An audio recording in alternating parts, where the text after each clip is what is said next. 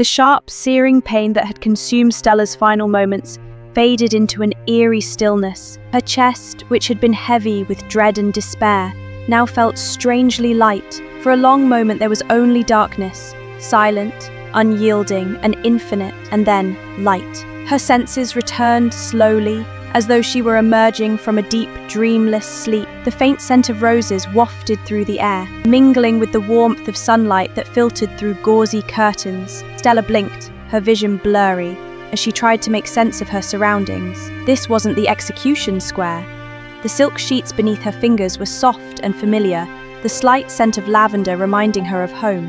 Panic surged in her chest. Was this some cruel trick, a final delusion to torment her in the afterlife? Her legs swung over the edge of the bed as she stood unsteadily, her heart pounding as she staggered toward the mirror across the room.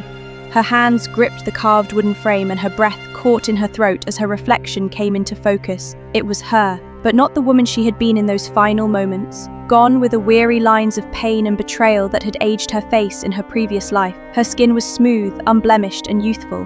Her dark blue eyes, no longer dulled by sorrow, stared back at her, wide with disbelief. Her long blonde hair, once matted and tangled, now fell in soft waves over her shoulders.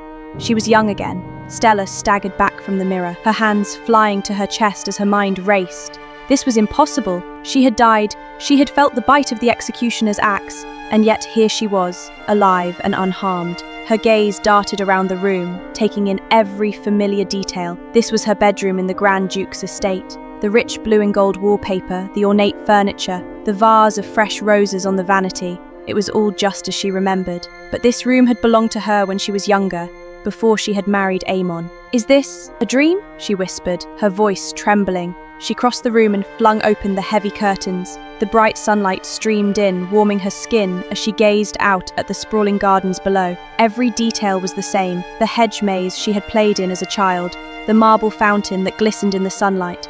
This was real. As the realization set in, a memory surfaced, her final thoughts on the execution platform. If only I could have another chance. If only I could change everything. Her hands gripped the windowsill, her knuckles whitening. She had wished for another chance, and somehow, impossibly, it had been granted. Her thoughts were interrupted by a soft knock on the door. Stella spun around, her heart pounding. "Come in," she called, her voice steady despite the storm raging inside her. The door creaked open, revealing Morella, her loyal maid. The sight of her youthful face sent a pang through Stella's chest. Morella had served her faithfully until the bitter end, even when everyone else had abandoned her. To see her again, alive and smiling, felt like a miracle. "Good morning, my lady," Morella said, curtsying. "Your mother asked me to bring you breakfast. She's waiting for you in the garden." Stella's breath hitched. Her mother. Without a word, Stella rushed past Morella, her bare feet padding against the cool wooden floors. She didn't stop until she reached the doors leading to the garden, throwing them open with trembling hands. There,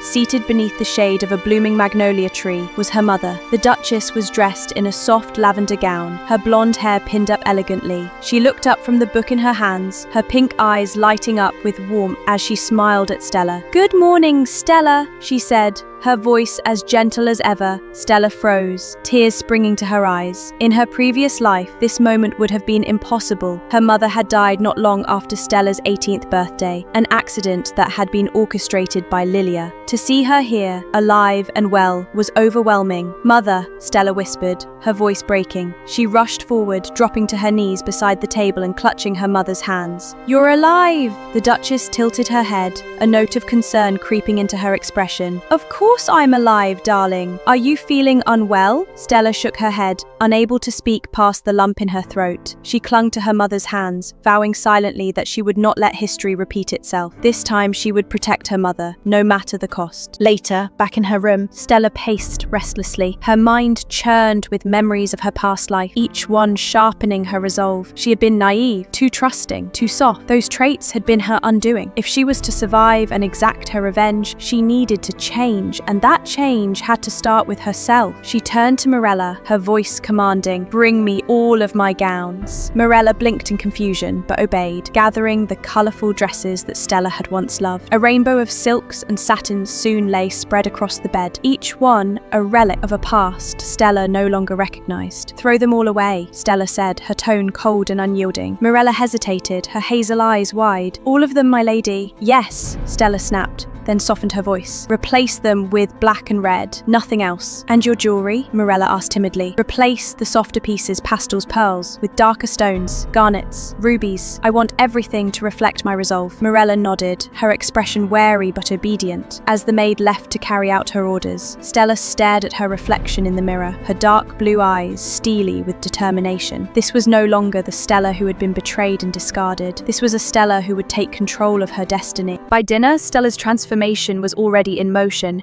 Sitting across from her mother and father in the grand dining hall, she broached the subject that had weighed on her mind all day. "Father," she began, her voice calm but firm, "I'd like to discuss something important, my future." The Grand Duke, a man of imposing stature with slicked back blonde hair and piercing blue eyes, set down his glass of wine and gave her a measured look. "Your future?" "Yes," Stella said, meeting his gaze unflinchingly. "Specifically, my marriage." Her mother's fork paused mid-air, her pink eyes darting to Stella in surprise. "Is there someone you're interested in?" Stella hesitated. She hadn't yet decided on the specifics, but one thing was certain: Aemon would not be part of her future. She would ensure that he never gained her family's support or the crown. "I've been considering my options," she said carefully. "But I believe it's important to make a choice that benefits our family, one that secures our influence and protects us from potential threats." Her father's eyes narrowed slightly, as though weighing her words. "You've grown bold, Stella. I'm curious, what kind of match do you believe would achieve this?" "I'd like to propose an alliance with Prince Alex," she said, her voice steady. The room fell silent. Her father's expression darkened. "Prince Alex is the son of a concubine, not the Empress. A match with him is beneath you." "I don't agree," Stella countered quickly. "When I met him, I was struck by his appearance. He's quite handsome." The lie tasted bitter, but she pushed through it. "I've fallen for him, father." From the corner of her eye, Stella caught Lilia's smile widen. "Father," Lilia interjected sweetly, "since sister likes Prince Alex, why not arrange my marriage with Prince Aemon instead? I really like him, just as sister likes Prince Alex." Their stepbrother Henry remained silent, his silver hair glinting in the candlelight. His light blue eyes stayed fixed on Stella, their intensity unsettling. Unbeknownst to her, Henry's feelings for Stella were far from brotherly. "Enough," the Grand Duke said finally, pinching the bridge of his nose. "I will consider it." Stella nodded, her heart pounding. This was only the beginning.